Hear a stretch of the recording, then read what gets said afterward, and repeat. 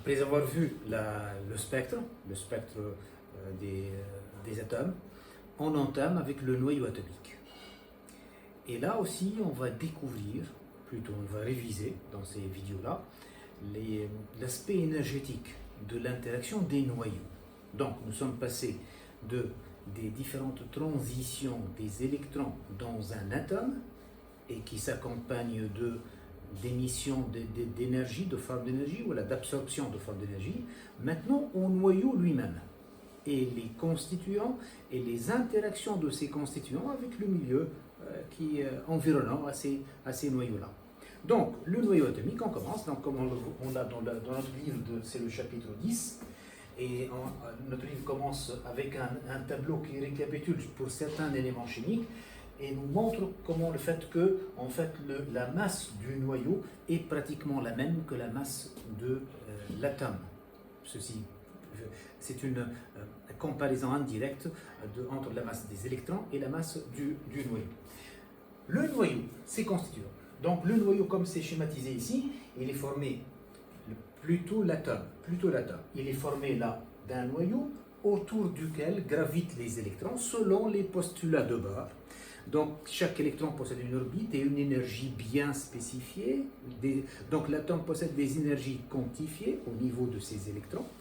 Et au centre, nous avons le noyau dont le rayon, dont le diamètre est très inférieur à celui du rayon de l'atome.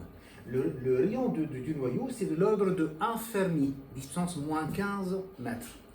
Donc, dans le noyau, et c'est là qu'on va s'intéresser maintenant, comme on le sait, il y a des nucléons qui sont des protons, des charges élémentaires positives, et des neutrons, des particules qui sont neutres.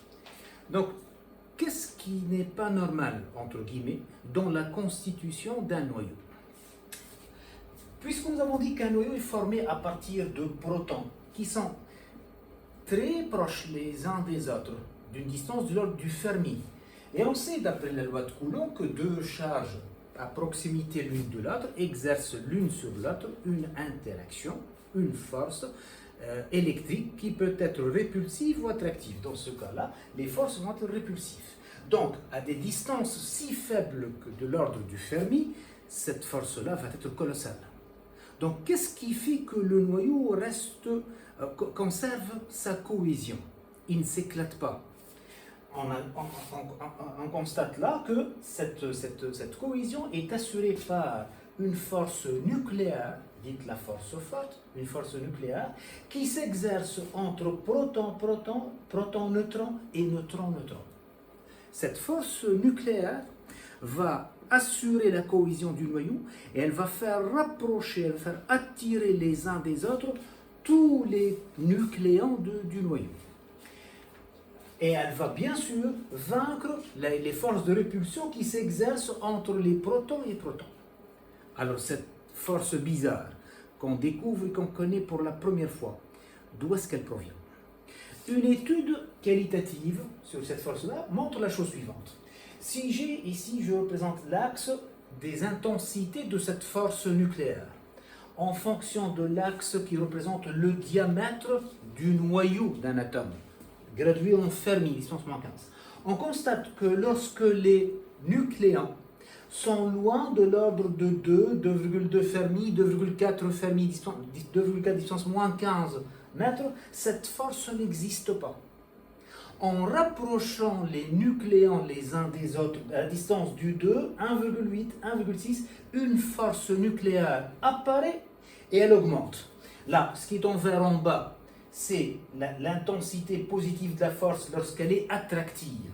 Donc là, une force attractive qui attire les nucléons va apparaître et va prendre sa valeur maximale de l'ordre de 1 Fermi. Lorsque les nucléons se rapprochent jusqu'à distance moins 15 mètres, là, la force attractive, elle est maximale. Et si on les rapproche encore, elle va diminuer jusqu'à devenir répulsive. Et quelle est la cause pour qu'elle devienne répulsive? C'est pour empêcher les noyaux de s'effondrer. Donc c'est une force bizarre qui apparaît lorsque les nucléons sont rapprochés infiniment les uns des autres.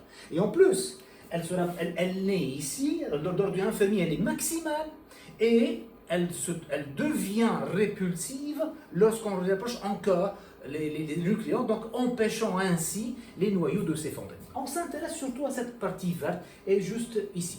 Alors, voyons un peu cette force nucléaire qui apparaît soudain.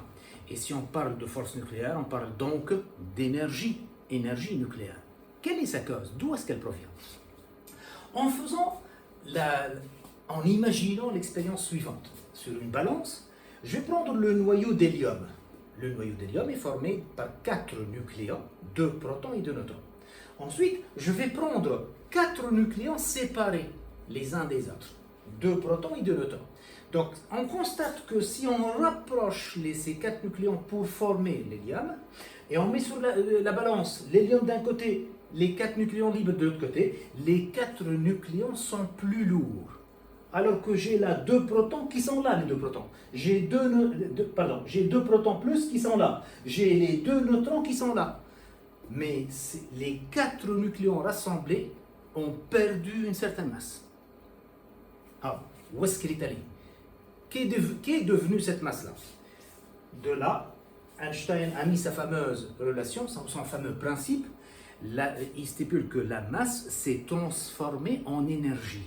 Cette énergie qui est cachée dans la masse, donc cette énergie-là qui est initialement cachée dans la masse, elle s'exprime E égale mc carré. Donc, tout corps possédant une masse m a de l'énergie. De ceci, on peut en déduire donc qu'en fait, lorsqu'on ramène les 4 nucléons ensemble, il y a une perte de masse, ce qu'on appelle un défaut de masse. Ce défaut de masse-là, il est égal à quoi? La masse la plus lourde, c'est-à-dire les composés du noyau, moins la masse du noyau. Les composés du noyau. Donc, dans un noyau, nous avons Z protons, nous avons A protons et neutrons. Et combien de neutrons? Nous avons A moins Z neutrons. Donc, Z fois la masse du proton, plus A moins Z fois la masse des neutrons, séparés, moins la masse du noyau que va former ces nucléons-là, ça va me donner le défaut de masse. Ce défaut de masse-là, c'est lui le responsable de l'énergie nucléaire, d'après le postulat d'Einstein. Donc, nous allons avoir une énergie qui est égale à delta mc carré.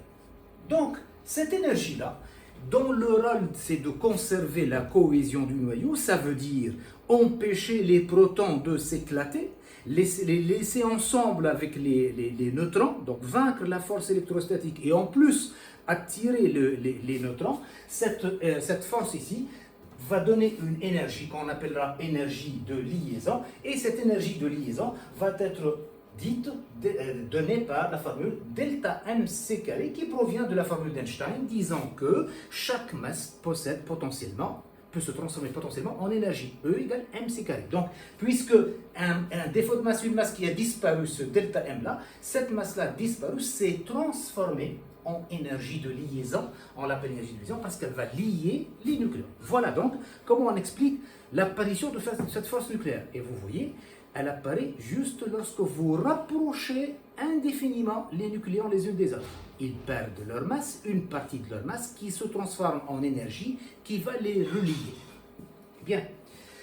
Donc, ceci étant dit, donc cette énergie de liaison, bien sûr, va avoir un impact, un effet sur ce qu'on appelle la stabilité du noyau. Ça veut dire quoi la stabilité? Ça veut dire un noyau est d'autant plus stable si on arrive mal à dissocier ses nucléons. Plus il retient vers lui ses nucléons, plus il est stable.